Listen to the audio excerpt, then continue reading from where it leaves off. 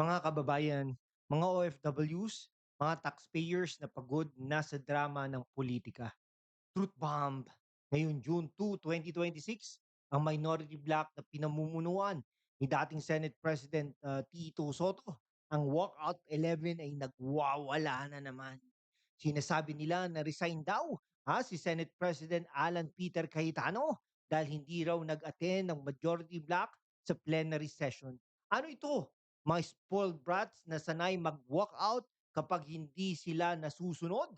Si Cayetano ang nagdadala ng tunay na pagbabago dyan sa Senado. Tapos sila ang laging humahadlang. Hindi ito leadership issue ni Cayetano. Ito ay tantrums ng mga natalo sa power struggle. Balikan natin ang konteksto, mga kababayan. Noong May 11, 2026, 13 senador ang bumoto para kay Alan Peter Cayetano bilang bagong Senate President. Si Tito Soto natalo. Ngayon, ang mga natalong minority, ang Walkout 11 ay patuloy na nagdudulot ng gulo. Kanina pa sila nag-walkout sa mga sesyon kapag hindi nila gusto ang usapan, lalo na tungkol sa remote voting at iba pang importanteng reforma. Ngayon, sila na ang nag-aakusa kay Cayetano ng dereliction of duty, hypocrisy match. Si Cayetano, mga kaibigan, si Cayetano ay nagtiyaga na patakbuhin ang Senado ng maayos para sa bayan, priority bills, accountability o proteksyon sa institusyon. Pero ang mga ito, kapag natalo, walk out. Kapag ayaw sa rules, walk out ulit. Sino ba talaga ang nag-aabandona ng responsibilidad? Ang majority na nagpapahinga para maiwasan ang mas lalong chaos o ang 11 na sanay na magdrama, mga kaibigan? Rule 14, Section 41 daw ang binabanggit nila. Pero teka muna, sino bang unang nag-violate ng espiritu ng Senado? Ang Walkout 11 ni Tito Soto, Risa Ontiveros, Kiko Pangilinan, Panfilo Lacson, at yung Tulfo Brothers. Nako po, ay nako, nananawagan po tayo kay Senador Lito Lapid, Senador Big Subiri, Senator JV Ejercito. Lipat na po kayo sa majority. Naku po, lalong-lalo na Senator JV Ejercito, sinuportahan ka naman ng mga Duterte noong mga nakaraang panahon. 'Di po ba? Inendorso ka na ng Pangulong Rodrigo Roa Duterte, inendorso ka ng Vice President Sara Duterte, ah, minahal ka nila. At ang kapatid mo, tingnan mo, 'di ba, nakakulong ngayon. Ibigay mo ito sa majority alang-alang sa iyong kapatid, alang-alang sa iyong ama, 'di ba? Naku po talaga. Itong minority na 'to, umalis sila sa session hall kapag hindi sila pabor.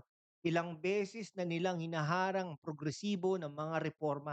Si Cayetano ay handa naman daw mag-step down kung may numbers ang minority, pero wala naman sila. Kaya ang solusyon nila, magdrama at pilitin ang majority na mag-absent. Nak ng putik. Ito ay klasikong obstructionism. Habang ang Pilipinas ay may mga seryosong problema, flood control, plunder cases, impeachment proceedings, OFW welfare, inflation, ang mga ito ay abala sa power trip at revenge dahil natanggal si Soto bilang Senate President. Eat bulaga! Naku, tanggal ka, Soto. Anyway, si Alan Peter Cayetano, mga kaibigan, experience, decisive at focus sa pagpapatakbo ng Senado ng may dignidad. Hindi tulad ng iba na kapag nawala ng poder, sisiraan na lang lahat. Tito Soto at Walkout 11, harapin nyo ang katotohanan. Natalo kayo sa boto, tanggapin nyo. Tumulong kayo sa bayan sa halip na maging hadlang. Walkout na hindi protesta. Ito ay pagtalikod sa tungkulin. Talagang mahal nyo ang Senado, bakit nyo ito ginagawang sirkus? Mga kababayan, ang tunay na leader ay hindi natatakot sa oposisyon. Si Alan Peter Cayetano, Senate President, ang tamang tao para sa posisyong na ito. Mga kaibigan, huwag nating hayaang ang mga sore losers na walkout 11 ang diktahan ang takbo ng Senado, ang hatol nila. Kapag ang minority ay laging nagwo-walkout at nag-aakusa, sila ang problema, hindi si Senate President Cayetano. Cayetano, tuloy mo lang ang laban. Nasa likod mo kami, susuportahan ka namin. Huwag magpapadala sa drama. Ang bayan ang kailangan ng resulta, hindi ang tantrums. Comment down below. Suporta kay Cayetano o sa Walkout 11. Mga kaibigan, sabihin nyo yan, ang inyong saloobin. At kung bago ka pa lang sa channel na ito, subscribe na at i-hit ang bell. Sama-sama tayong magiging boses ng katotohanan laban sa politika na gulo. We're on the road to 100,000 subscribers. Ipakita natin na malakas ang mga Pilipinong pro-accountability at anti-drama. Hashtag walk with land. Walang kinikilingan, walang takot, laging para sa bayan at sa tamang liderato mga kaibigan.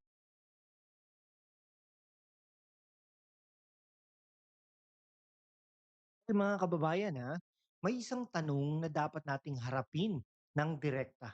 Kung talagang ang layunin ay protektahan ang institusyon ng Senado, ba't tila mas nakatuon ang ilan sa pagpapabaksak ng liderato kaysa sa paghahanap ng solusyon? Tignan natin ang realidad. Ang Senado ay hindi lamang tungkol sa isang tao. Hindi ito tungkol kay Alan Peter Cayetano, hindi rin ito tungkol kay Tito Soto.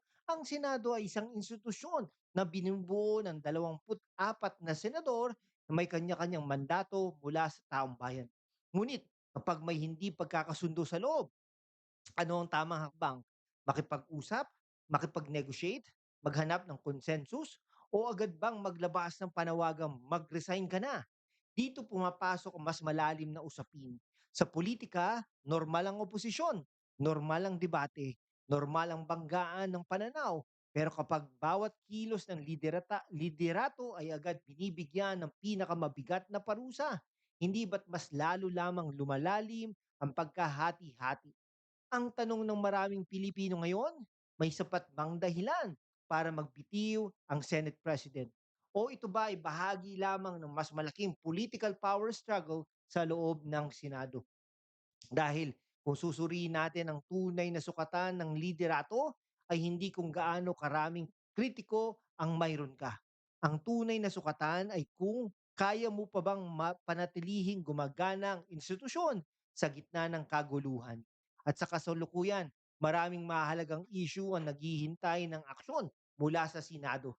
May usapin ng flood control, may usapin ng inflation, may usapin ng trabaho, may usapin ng pambansang seguridad, may usapin ng kapakanan ng mga OFWs. Ang tanong ng ordinaryong Pilipino ay simple lang. Sino ang nagtatrabaho? Sino ang naghahanap ng solusyon? Sino ang nakatutok sa problema ng bayan? Dahil sa huli mga kaibigan, ah, dahil sa huli, hindi ito ang mga press release na magpapababa ng presyo ng bilihin. Hindi ang mga political statement na magbibigay ng dagdag trabaho. Hindi ang mga personal na bagayan ang magpapagaan sa buhay ng mga Pilipino. Kaya marahil ang mas mahalagang hamon ngayon ay hindi kung sino ang dapat mag-resign. Ang mas mahalagang hamon ay kung sino ang handang magtrabaho. Kung may reklamo, no? Sa liderato, ilabas sa tamang proseso. Kung may paglabag, patunayan sa tamang forum. Kung may hindi pagkakasundo, resolbahin sa loob ng institusyon.